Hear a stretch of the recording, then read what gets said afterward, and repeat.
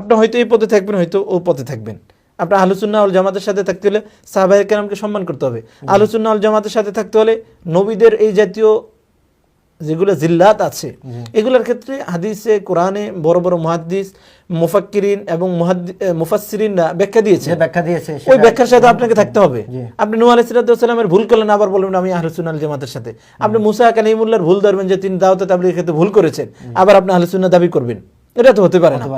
আপনি আহলুস সুন্নাহ ওয়াল জামাত দাবি করেন, কিন্তু আলেমদের সংখ্যাগরিষ্ঠ যুগ যুগ ধরে যে ফতোয়া চলমান যে দিনের কাজ করে বা মাদ্রাসায় পড়ে টাকা খেলাফ, এই ইজমায়ের খেলাফ গিয়ে আপনি আহলুস সুন্নাহ ওয়াল জামাত তো দাবি করতে পারেন না। তো দীর্ঘদিন যাবত ওনারা এই আকীদাগুলোকে এখনো মানতে পারছেন না। ভবিষ্যতে হয়তো তাদের আকীদা আরো ভয়ঙ্কর হতে পারে।